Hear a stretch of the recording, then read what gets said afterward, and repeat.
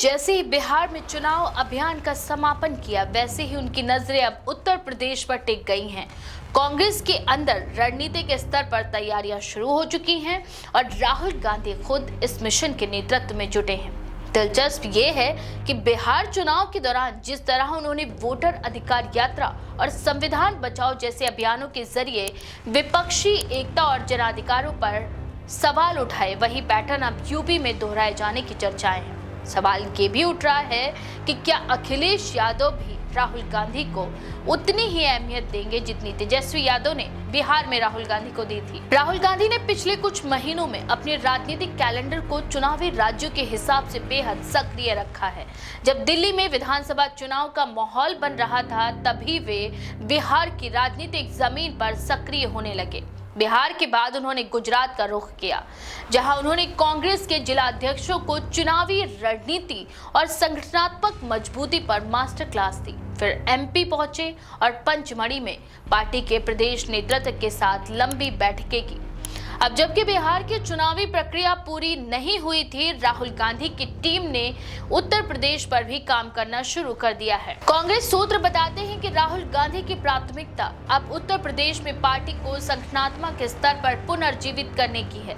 इसके लिए भारत जोड़ो यात्रा की तर्ज पर छोटे छोटे ब्लॉक स्तर पर लोक संवाद यात्राएं आयोजित की जा सकती हैं। साथ ही राहुल गांधी का फोकस इस बार संगठन के जमीनी कार्यकर्ताओं से सीधा जुड़ने पर है, ताकि 2027 के विधानसभा चुनाव से पहले कांग्रेस की बिखरी हुई जमीन को फिर से जोड़ा जा सके। पार्टी के अंदरूनी हलकों में चर्चा ये भी है कि राहुल गांधी यूपी में एक नए गठबंधन समीकरण पर काम करना चाहते हैं। बिहार में महागठबंधन की सफलता का मॉडल उन्हें ये भरोसा दिला चुका है कि अगर विपक्षी पार्टियां साझा एजेंडे पर एकजुट हो तो भाजपा के खिलाफ एक वैकल्पिक नैरेटिव बनाया जा सकता है। लेकिन यही सबसे बड़ा प्रश्न है कि क्या यूपी में अखिलेश यादव इस गठबंधन की बागडोर राहुल गांधी के साथ साझा करने को तैयार होंगे। बिहार में राहुल गांधी और तेजस्वी यादव की जोड़ी को जनता ने उम्मीद के प्रतीक के रूप में देखा है। वह मंच साझा करने से दोनों नेताओं की केमिस्ट्री और राजनीतिक तालमेल का संदेश स्पष्ट किया। राहुल गांधी ने बिहार में अपने भाषणों में बार बार कहा कि ये लड़ाई केवल सत्ता की नहीं बल्कि विचार की है। इस बयान ने विपक्षी मतदाताओं में नई ऊर्जा भी पैदा की। यूपी में भी वे इसी नैरेटिव को दोहराने की योजनाएं बना रहे हैं। संविधान, बेरोजगारी और सामाजिक न्याय के मुद्दों पर केंद्रित एक अभियान के रूप में राहुल गांधी की रणनीति में यूपी का महत्व इसलिए भी ज्यादा है क्योंकि कांग्रेस की ऐतिहासिक जड़ें यहीं से जुड़ी रही हैं। 2017 के विधानसभा चुनाव में कांग्रेस ने सपा के साथ गठबंधन किया था, लेकिन नतीजे बेहद निराशाजनक रहे। उस अनुभव के बाद दोनों पार्टियों में राजनीतिक दूरी बनी रही। हालांकि 2019 के लोकसभा चुनाव में राहुल गांधी ने अमेठी की हार के बाद जिस तरह से जनसंपर्क और प्रतिरोध राजनीति पर जोर दिया, उससे पार्टी कार्यकर्ताओं में धीरे धीरे आत्मविश्वास लौटने लगा। अब वे उसी प्रक्रिया को एक सुनियोजित रणनीति में ढालने की कोशिशों में हैं। कांग्रेस के अंदर अब ये मान्यता मजबूत हो रही है कि यूपी में पार्टी को बिना गठबंधन के पुनर्जीवित करना कठिन होगा।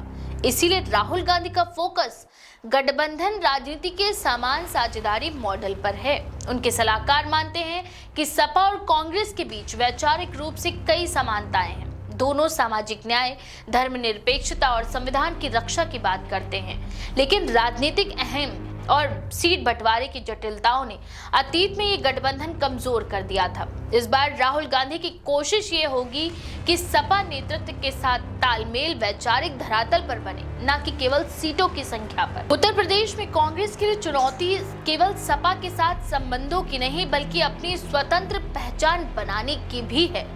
पिछले 2 सालों में प्रियंका गांधी वाड्रा ने महिला सशक्तिकरण और किसान आंदोलनों के मुद्दों पर पार्टी को सक्रिय बनाए रखा, लेकिन संगठनात्मक ढांचा अभी भी कमजोर है। राहुल गांधी अब इसे राजनीतिक प्राथमिकता के रूप में देख रहे हैं। पार्टी सूत्रों का कहना है कि वे दिसंबर के पहले सप्ताह में लखनऊ में एक प्रदेश पुनर्गठन कार्यशाला बुला सकते हैं, जिसमें ब्लॉक और जिला स्तर के सभी पदाधिकारियों को बुलाया जाएगा।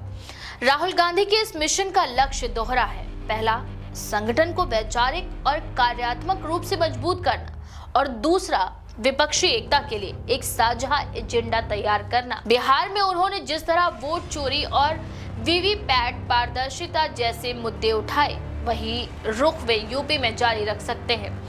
इससे चुनावी विमर्श को भाजपा के राष्ट्रीय नैरेटिव से हटाकर लोकतांत्रिक संस्थाओं की विश्वसनीयता पर केंद्रित किया जा सकेगा। कांग्रेस के अंदर ये भी चर्चाएं हैं कि राहुल गांधी यूपी में किसी बड़े जन आंदोलन या पदयात्रा 2.0 की शुरुआत कर सकते हैं।